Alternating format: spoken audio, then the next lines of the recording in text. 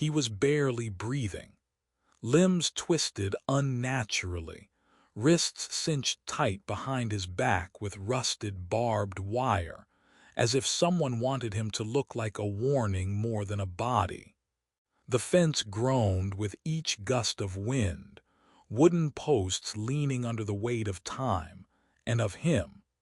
His face was a smear of dried blood and dust, hair stuck to sweat-drenched skin, mouth slightly open like he'd once tried to scream but forgot how halfway through. No name, no shoes, just a boy, maybe 18, maybe younger, strung up on the edge of a dirt road where no one stopped long enough to ask questions. Buzzards circled above him, casting shadows like clock hands ticking down. For 2 days no one came. Pickup trucks passed, tires crunching over gravel, slowing just enough to see, then speeding up as if nothing was there. A white rag caught on a wire fluttered like a dying signal, ignored. The boy didn't beg. He didn't move. The sun blistered his back by noon and froze his blood by night. Then, on the morning of the third day, the sound of hooves broke the silence. Not fast, not urgent, just steady, rhythmic. As if the rider wasn't in a hurry because she never had been. A thin woman, draped in worn leather and silence, sat atop a mottled pony that looked like it had seen too many winters. Her braid hung down her spine like a piece of old rope. Her bow, unused for years, rested across her back like a memory too heavy to set down. She wasn't the kind of person who stopped. Not anymore. Townsfolk had long decided she was strange, maybe dangerous. She bought tobacco once a month and didn't look anyone in the eye. If they asked, they'd say she was waiting to die, not saving anyone. But something about the boy, about the way his eyes cracked open just enough to see sky, about how he didn't seem afraid of dying, only tired of being seen as not worth saving. That made her pull the reins and dismount without a word. She didn't rush. Rushing breaks skin. Her fingers, calloused from a life long buried, moved with purpose. She untwisted the wire just enough to loosen it without snapping it open. The buzzards above shifted, waited. He didn't flinch. Not when the metal pulled from his flesh. Not when she poured water into a leather pouch and held it to his lips. But when the water touched his tongue, his throat moved. A sound.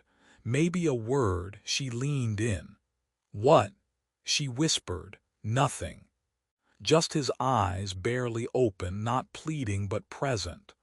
"You're not dead," she said in Comanche, her voice low and even, "which means you're still meant to be something." And that's when she knew. She couldn't leave, not this time, not this boy. Because once, long ago, someone else had been left to die, and she had looked away. This time she stayed. Her name was Toma, but no one had spoken it in years. Out past the ridge where the trees grew crooked and the wind carried only old stories, she lived alone. Just a hut of driftwood and bone, pressed close to a creek that never dried, even when the summers turned mean. She didn't always live like this. Once, a long time ago, she had sisters who laughed in the morning and an uncle who carved whistles from cedar. There was a boy, too, her younger brother, who followed her everywhere, always asking questions, always reaching for her hand when the nights got cold. Their campfire used to crackle with stories, Comanche words passed down like warm blankets, but fires draw attention. And one night the wrong kind of attention came. Toma remembered the smell first. Smoke so thick it burned through memory. Then the sound of hooves and dogs and rifles with no warning. The screaming was short, the dying longer. She had pulled her brother's hand and run until his legs gave out. He had fallen behind a cedar stump, eyes wide, chest heaving, and just before the bullet found him, he whispered something. Her name, maybe, but the sound never reached her. She buried him with a strip of her own hair wrapped around his wrist, then walked west, away from everything. Since then, Toma hadn't let anyone close.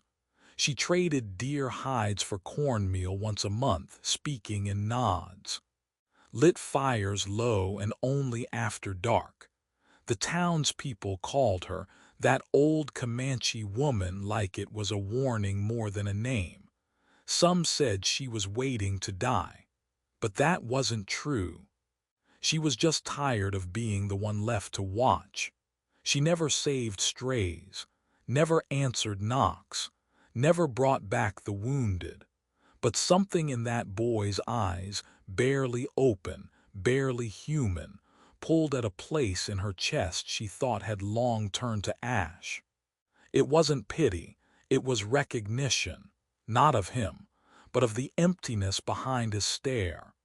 The same emptiness she saw in her brother the night he let go. She didn't know this boy's name, didn't need to. She only knew he looked like someone who had stopped expecting to be found. And he didn't cry, didn't beg, didn't ask why or how or who. His mouth stayed shut, lips cracked, breathing shallow as wind through dry grass. Some people scream when they're hurt, others go quiet. He had chosen quiet. So long ago it had become his only language. Toma didn't ask questions either. She moved like a woman trained by silence. Her fingers unwrapped the bloodied cloth he wore across his shoulders, revealing flesh marked not by accident but by routine. Whip lines, burns, scars formed with care by someone who knew how to leave damage without killing the body. She cleaned him like she once cleaned her brother, years ago. Same motions, same water, same mix of herbs boiled down to a bitterness that stung the nostrils. She hadn't done this since that last winter when her brother's fever never broke. But somehow, her hands remembered. They always remembered. When she pressed the warm cloth to his ribs, his eyes opened. Just a crack, just enough. And he looked at her, not like a stranger, not even like a savior, but like someone whose face he knew from a dream half forgotten. There was no fear in that look, no gratitude, only something older, something closer to recognition. She fed him broth one spoonful at a time. He didn't resist. He didn't thank her. He simply let her, like a boy who had nothing left to prove.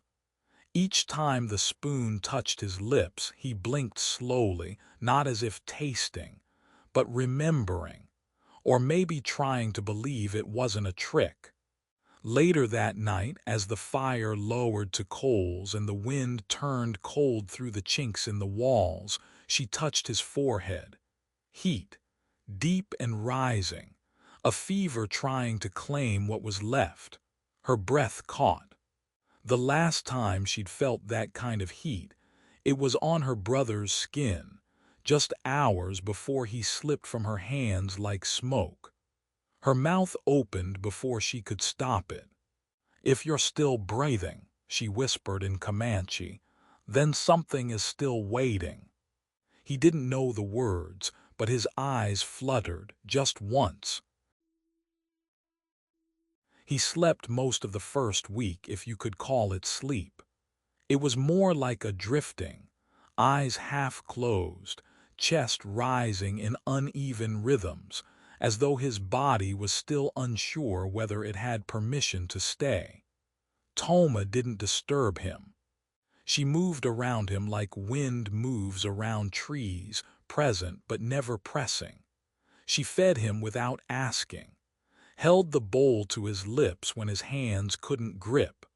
Some days he coughed so hard the broth came back up, mixing with blood. She cleaned it in silence. No scolding, no comfort, just the quiet ritual of care, repeated again and again until his skin stopped burning and his breath stopped breaking in the middle of the night. She never asked for his name, never offered her own again. There was something sacred in the not knowing, like names were seeds that couldn't be planted until the ground was ready. And he, for all the world, still looked like fallow earth. By the 10th day he began sitting up on his own, not straight, not proud, but stable. He held the wooden spoon himself, ate slowly, like someone relearning the motion of choosing to live. When he dropped it, he cursed under his breath, then looked up to see if she'd react. She didn't, just handed it back. She taught him without words, how to place logs so the fire wouldn't smoke, how to listen for owls instead of coyotes, how to breathe through pain instead of biting it down. He learned in pieces, like a man gathering memory from another life. One night, near the end of the 2nd week, Toma woke from a dream so vivid it clung to her skin like sweat. In it, her brother stood at the edge of a cliff barefoot, calling her name with a voice full of water and fire. She had tried to reach him, but the ground kept falling away beneath her steps. When she gasped awake, her heart pounding, she found him, this boy already awake, already watching. His eyes weren't scared, just open, present, not lost. And for the first time she wondered if maybe, just maybe, it wasn't. It was the 13th morning since she found him, cold air biting through the gaps in the wood, fire down to its last ember. Toma was crushing dried leaves into a poultice when the knock came. Not a knock, really. More like a boot slammed 3 times against the frame. She didn't flinch, just stood slowly, brushed the herbs from her palms, and stepped outside. 2 men waited, one on horseback, gripping a shotgun like it was an extension of his arm. The other, red beard, wide shoulders, clean boots, stood on the ground, eyes scanning the hut like he already knew what lay inside. "You her?" he asked. She said nothing. He spat near her feet. "We're looking for a boy, scrawny, white, might be bleeding. You didn't happen to pull something like that off a fence, did you?" Still no reply. Her silence made him bristle. "He's not yours," he said. "Ran off from a place he didn't belong, took things that weren't his, got what was coming. Should have left him." The man on the horse laughed. "You pulled in a dog with mange, Comanche. Some things ain't meant to be saved." Toma's voice was low, calm. "I've seen dogs with mange. They bite because they're afraid. This one just breathes." Redbeard stepped closer. "He stole, lied, tried to fight back. So we tied him up and let the desert decide." She looked him in the eye. "If he was tied like an animal, maybe it's because you only ever saw him as one." The air stilled. He raised the barrel of his gun, not aimed, just hovering. A warning. "This ain't your tribe's land and this ain't your business." "No," she said, stepping forward, "but it is my door." Inside, the boy had heard everything, his fists clenched. Not from fear, but from something older, deeper, something waking. And outside, Toma stood her ground, not as a savior, not as a warrior, but as someone who had once watched a boy die because no one dared stand for him. Not this time. Not again. The air felt different that morning, heavier somehow, like the land itself was holding its breath. Toma stood just beyond the doorway, body still, shadow cast long across the dirt. The man in the red beard took another step, shotgun no longer casual. His eyes narrowed not with anger but calculation. "Step aside, old woman," he growled. "That boy belongs to us." Behind the hut's thin door the boy heard every word. His breath came sharp, shallow, then slower, measured, like something inside him had paused, then stood up. He reached toward the fire pit. His fingers wrapped around the old blade Toma had kept near the hearth, dull with time, its handle worn smooth by stories she never told. It wasn't a weapon anymore. It was memory. But in his hands it became something else, something willing. The door creaked as he pushed it open. The wind caught the edge of his shirt, still torn from the wire, but now he stood, straight, grounded. "If you touch her," his voice cracked, then steadied, "I'll gut you where you stand." The men turned. Red Beard tilted his head, amused. The boy raised the knife, not high, not wild, just enough to show he wasn't hiding behind anyone this time. "You think I don't remember," the boy said, "what your boots felt like on my ribs?" The words hung like smoke, not shouted, spoken. Toma didn't move. Her hands stayed loose at her sides. But something in her eyes flickered, recognition maybe, or relief. The man on horseback shifted, uneasy. Red Beard took a half step forward, then stopped, because the boy wasn't shaking anymore. He wasn't pleading. He wasn't waiting to be saved. He was becoming something else, someone else, right before their eyes, not dangerous, not broken, just awake. Red Beard spit again. "Keep him. Buzzards wouldn't have touched what's left anyway." Then they turned and rode off, not scared, just knowing that whatever they had tied to that fence 2 weeks ago, it wasn't there anymore. What stood in that doorway now was someone they could no longer own. The days that followed passed without ceremony. No talk of forgiveness, no speeches about redemption, just action, quiet, steady action. The boy began rising before the sun. He fed the fire without being asked, hauled water from the creek even when his shoulder ached, learned to snare rabbits, skin them without flinching. Once he tried to mimic Toma's way of gutting fish, made a mess of it, then tried again. She never corrected him, but she watched. He wasn't trying to impress. He was trying to exist on purpose, and she knew the difference. They spoke little, but the silences between them grew less sharp, more settled. He asked questions when the timing felt right, about plants, stars, how she shaped her fire pit to breathe in wind but not smoke. She answered only what mattered. The rest he had to earn. One evening, just as dusk folded the sky into itself, she handed him a small bundle wrapped in hide. Inside was a necklace, simple, made of old beads the color of river stones and dusk. "My brother wore this," she said, voice low like a story told only once, "before his last battle." The boy held it gently, as if the string might break from memory alone.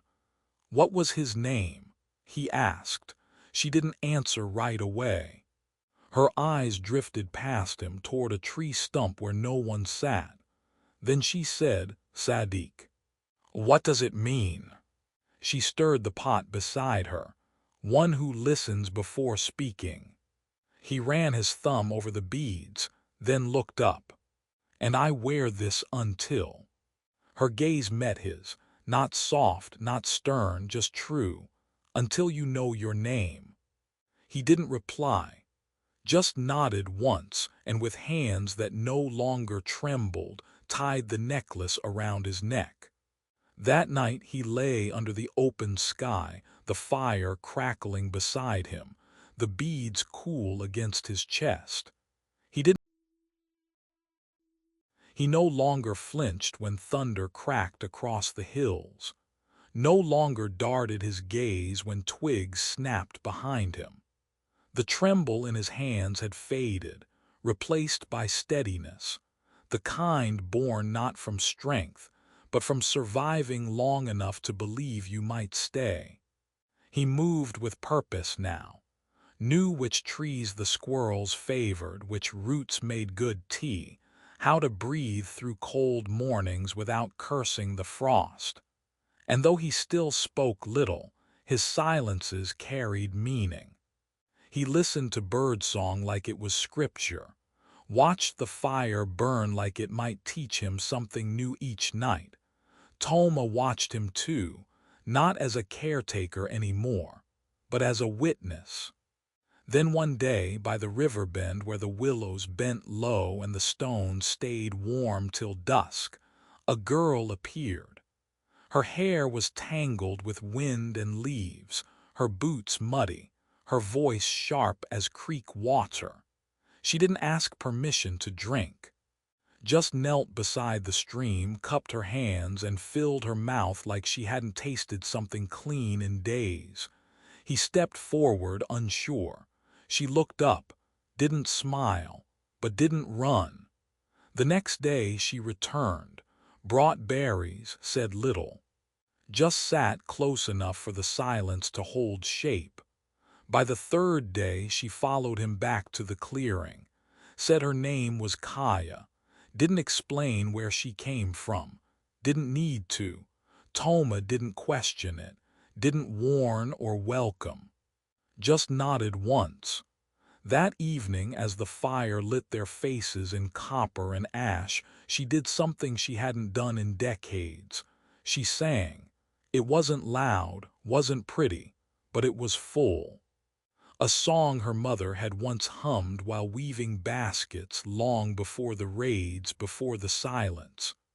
The kind of song meant for no one, and for everyone. When the boy asked what it meant, Toma looked at him, then at Kaya, then at the night sky.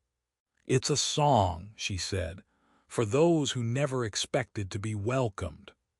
She didn't need to say more, because in that moment 3 people sat by the fire, none of them ghosts anymore, just flesh, just present, just finally, after all this time, belonging.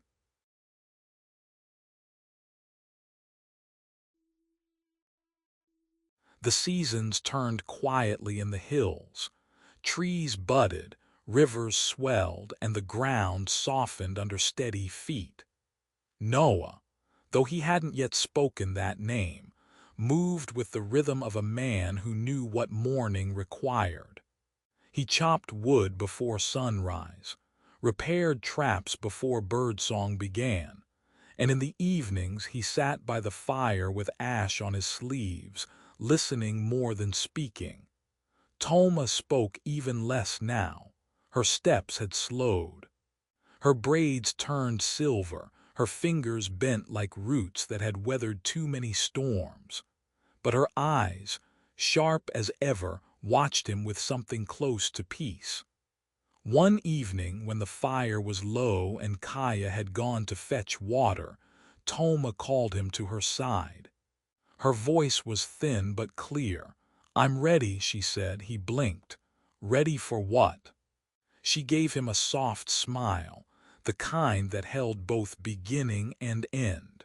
"To go, wherever the buffalo go when they're no longer hunted." He swallowed hard. "Don't say that." She reached for his hand. Her fingers, though frail, still held warmth. "Don't name it, just hold my hand, that's enough." And he did, all night as her breath slowed, then stopped.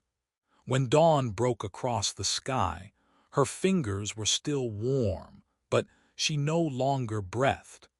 He buried her beneath a red cliff where the canyon sang in the mornings, and grass swayed like river reeds. At her feet he placed a strip of dark hide, worn and soft, marked with a single stitched word, Noah. He had found it in her hands that morning, folded, waiting. He had asked once what she'd call him if he ever earned it. She hadn't answered then, but now, stitched in her careful thread, was the answer. Noah, he who chooses where he belongs. He carved a stone with a dull blade, slow and deliberate. It didn't carry her full name. Not Comanche, not mother, not warrior. Just a truth that echoed deeper than blood. She called me back from the place no one else called me from. Years later, travelers would whisper of a man in the hills, quiet, broad-shouldered, kind. Some said he had no name. Others claimed he spoke to birds and helped mend broken wagons. But those who sat by his fire, those who heard him hum a song they didn't know the words to, said something else. They said he once belonged to no one, until someone gave him a name.